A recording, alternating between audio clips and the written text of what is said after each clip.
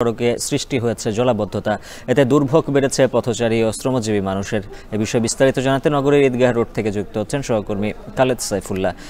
খালেদ, জানাবেন বৃষ্টি নিয়ে আবহাওয়া অফিস কি বলছে, পাশাপাশি সিটি কর্পোরেশনের পক্ষ থেকে জলাবদ্ধতা নিরসনে কোনো পদক্ষেপ চোখে পড়ল কিনা? উজ্জ্বল, গতকাল রাত থেকেই কিন্তু ভারী বৃষ্টিপাত হচ্ছে কুমিল্লায়, যার ফলে কুমিল্লার নগরীর অধিকাংশ সড়কেই জলাবদ্ধতার সৃষ্টি হয়েছে। আমি কুমিল্লার ঈদগাহ সড়কে সকাল থেকেই দেখেছি যে এখানে কিন্তু জলাবদ্ধতার ফলে মানুষজন চলাচল করছেন এর মধ্য দিয়ে, এবং নগরীর বিভিন্ন সড়কে নজরুল অ্যাভিনিউ এবং টমসন ব্রিজ সড়ক, পুলিশ লাইন, চকবাজার, শাসনগাছা এবং যে সকল এলাকাগুলোতে আসলে পানি জমে সবসময়, সব এলাকাগুলোতে কিন্তু বৃষ্টিপাতের ফলে জলাবদ্ধতা দেখা দিয়েছে। কুমিল্লা সিটি কর্পোরেশনে এই সমস্যা কিন্তু দীর্ঘদিনের, কারণ সিটি কর্পোরেশন রূপান্তরিত হয়েছে এখন থেকে প্রায় 12 বছর আগে। এর মধ্যেও কিন্তু এই জলাবদ্ধতা নিরসনের অনেক প্রকল্প গ্রহণ করা হলেও জলাবদ্ধতার কোনো স্থায়ী সমাধান হয়নি, যার ফলে বছরের পর বছর মানুষ কিন্তু এই জলাবদ্ধতায় দুর্ভোগে পড়ছেন। ভারী বৃষ্টিপাত হলেই কুমিল্লা নগরীতে জলাবদ্ধতা তৈরি হয় এবং এতে করে মানুষজন বিপাকে পড়েন, দুর্ভোগে পড়েন। অধিকাংশ নিচু এলাকাতে বাসাবাড়ি এবং ব্যবসা প্রতিষ্ঠানেও কিন্তু পানি ঢুকতে দেখি। এবং কুমিল্লা নগরীতে আজকে সকাল থেকে এই বৃষ্টিপাতের ফলে নিম্ন আয়ের মানুষ যারা এই নগরীতে রুটি রোজগার করে থাকেন তারা কিন্তু বেশি বিপাকে পড়েছেন, কারণ বৃষ্টিপাতের ফলে এই শ্রমজীবী মানুষরা কিন্তু কাজে বের হতে পারছেন না অথবা কাজ করতে পারছেন না, কিন্তু তাদের কাজ মিলছে না।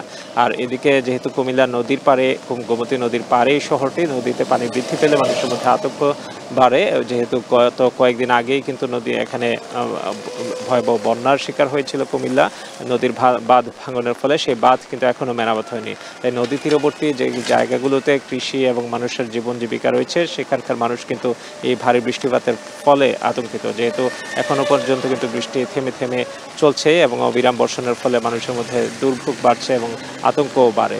তো কুমিল্লা নগরীতে এই জলাবদ্ধতা নিরসনে সিটি কর্পোরেশন এখন পর্যন্ত আসলে কোনো ব্যবস্থা নেয়নি, কিংবা এরকম কোনো উদ্যোগ আমরা ইতিমধ্যে চোখে পড়েনি।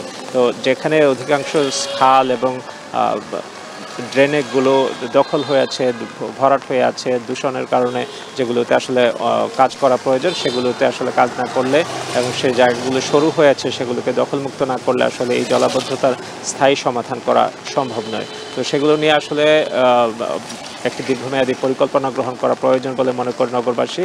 এদিকে আবহাওয়া অফিস বলছে যে বৃষ্টিপাত অব্যাহত থাকবে এবং এটির ফলে জলাবদ্ধতা তো তারা দেখছেনই, আসলে এগুলো নগর সিটি কর্পোরেশনের দায়িত্ব এবং এখান থেকে জলাবদ্ধতা কিভাবে নিরসন করে নগরবাসীকে মুক্তি দিবেন।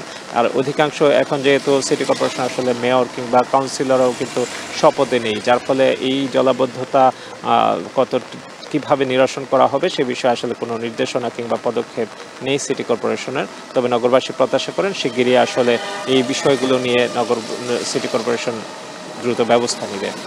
উজ্জ্বল। কুমিল্লা থেকে বৃষ্টি ও জলাবদ্ধতার খবর জানাচ্ছিলেন সহকর্মী খালেদ সাইফুল্লাহ। এখন ঢাকায় নিচ্ছে একটা